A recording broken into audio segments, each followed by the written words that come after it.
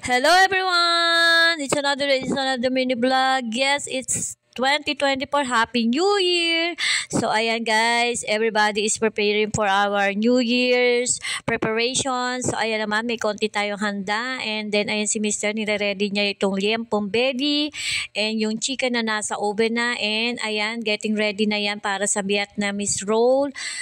Ginayat ko na siya ahead of time para mamaya puro assemble na lang tayo lahat. And then ayan, ako ay nagluluto ng spaghetti na ilalagay ko sa lasagna. And pareho lang din naman yung lasagna tsaka spaghetti. So ang pinagkaiba lang doon ay gagawa lang tayo ng white sauce. So ayan, Happy New Year everyone, and let's start and let's see kung anong handa natin. Konti lang naman to, and Happy New Year again!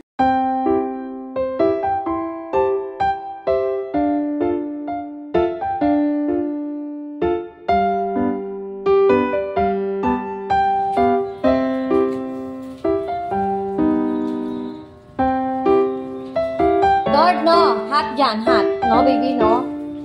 Stay away. Stay away, Lord. Stay away. Stay away.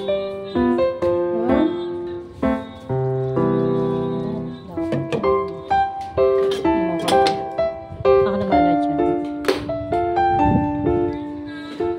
Lagi parang pupupo. Oo, umiikot na. Pakilabas mo na nga. Ako na magtatapos mo na dyan.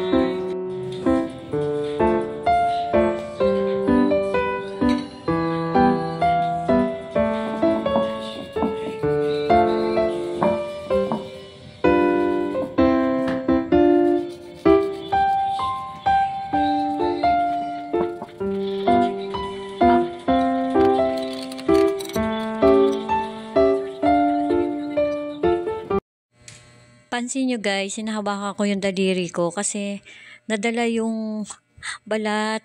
Kaya ayoko gamitin itong ginagamit ko. Ito ano tawag dyan, yung pagyayad na yan. So naisip ko, teka muna. As in, hapdi talaga yung bawang kasi at saka luya. So anyways, ang ginawa ko, itinapon ko na yung inadyad kong bawang at luya kasi parang sumama yung balat. So nag-take two ako dyan. So anyways, ayan. At kumuha ko ng Band-Aid dyan kanina. And yun, ang hirap gamitin tong anong to, ito to. So ayan, umalis na ako at kumuha ko ng Band-Aids. So ayan, at itinapon ko na yung garlic at doon. Napasama na yata yung balat. Buti wala naman dugo, kaya lang ang hapdi talaga guys. So anyways, pagkatapos ko noong pagyayagad ng garlic para sa peanut doon sa Vietnamese roll na sauce. So binalikan ko na ito kasi medyo kumukulo na itong starting boiling na itong water para sa lasagna pasta. And then yes, tinigil ko muna yung kabila at ito muna kinoncentrate ko at baka mag-overcook. So anyways, baka sabihin nyo bakit dito ako nagluto ng lasagna pasta kasi wala akong ano yung pahabang pan. So anyways, ginawa ko na lang siya ng paraan. So nilulubog ko yung dulo-dulo doon para pantay. So ayan. And let's see kung hanggang saan na naman tayo matatapos nito.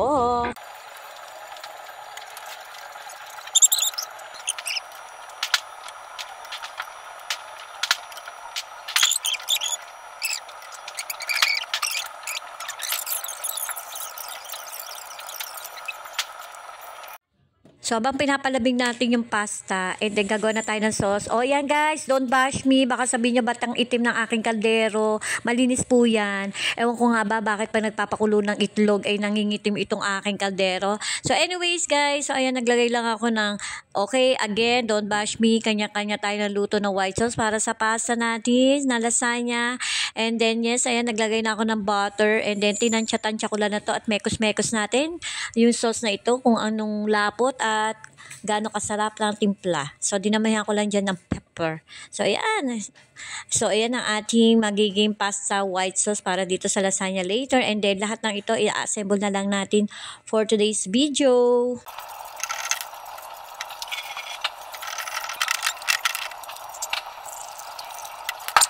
Next ko naman nilagay ay 1 cup of milk, and then mamaya mag-a-adjust na lang ako guys. And then naglagay na ako ng followed by cheese quick melt. And yes, so ayan, mix lang, mekos lang natin yan guys. And then nag-additional pa ako ng Nestle cream para mas creamy and yummy. And so ayan, minekos ko. And then tapos na, and then naglagay na ako ng salt and naglagay din ako dyan ng white pepper. So ayan, lots of white pepper and super yummy.